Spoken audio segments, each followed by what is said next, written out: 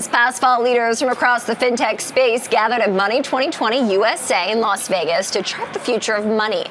That included BitGo's executive director and head of fintech sales, Frank Wong, who told JD Durkin how his company is standing out in the digital asset ecosystem and how new regulations are putting BitGo in a favorable spot.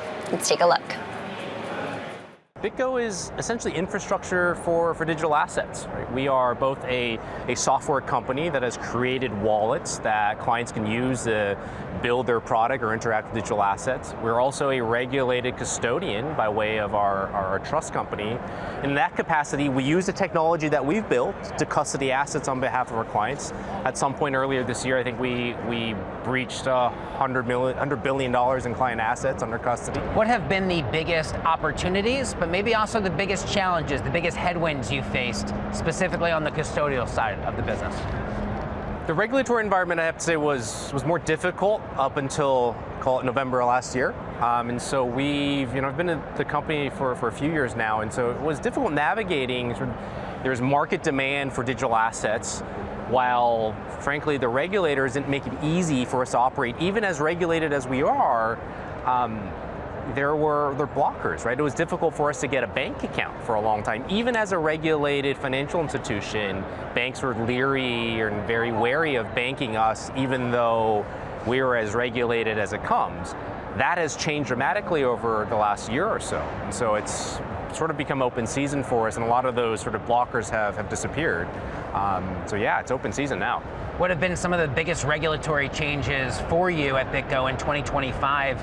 And I wonder, are there more to come? Are there more that you hope continue to change as regulators and policymakers in Washington start to take these conversations a bit more seriously and bring them to the forefront of their priorities? There has been a wholesale change in the attitude of the federal administration towards digital assets, right? And so all the three-letter agencies went from either being neutral or in some cases hostile to digital assets to being constructive to the industry, whether it be at the FDIC, the SEC or the OCC, what have you. One major change for us is that the OCC has become more friendly and open to digital asset companies obtaining charters. And I'm not telling you anything that isn't public. You can go to the OCC website and see this. We have filed to convert our South Dakota trust charter into an OCC charter as a trust bank that'll allow us to custody assets now under federal supervision, right? And that was something that window was closed for a long time, and it's recently been opened. And it's an example of regulators changing their posture to be more constructive towards the industry. And we welcome that, right?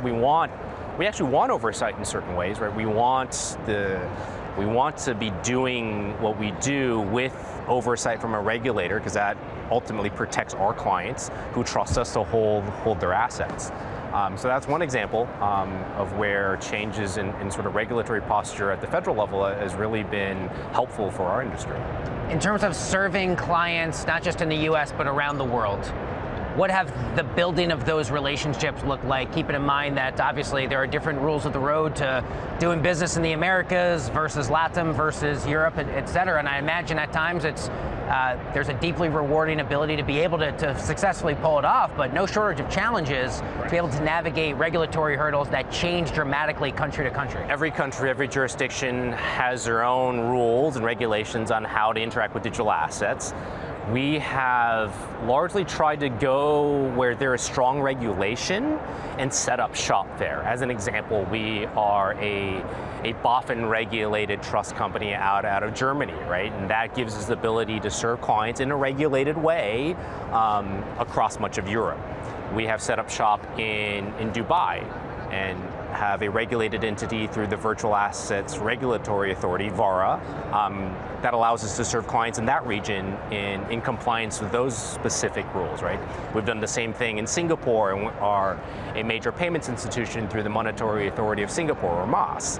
So we've gone to where there is strong forward-thinking regulation, where the regulators are saying, hey, we know what this thing is, we know what this crypto digital asset thing is, here are ground rules that you can play by, right? And we've filed for regulated entities there. So we've got a number of these regulated entities around the world and are looking to service clients in those jurisdictions in such a way that those clients can say, hey, we're facing a regulated entity in our jurisdiction, right? So their clients saying, well, you know, as an Asian company, why would he contract with a US entity? And now we can say, well, look, we have an entity in Singapore with a strong regulator that, hey, can service you as an Asian client. Finally, what would be your outlook for the digital asset industry for 2026, the things that give you most confidence about the road ahead? We are really excited about what's coming next. We're building a lot of really interesting things, but what we're also seeing is merging of traditional financial services and digital assets. And what I mean by that is there is this narrative that, oh, digital assets are here to displace traditional banks, displace traditional rails. We tend to think that those two worlds are going to merge instead of one displacing the other. You're not going to get rid of banks overnight. I think we actually need to work with the banks to enable a broader, I think, audience. Thanks again to Frank Wong and JD Durkin for that interview. Well, stay with us because up next we will take you live to the opening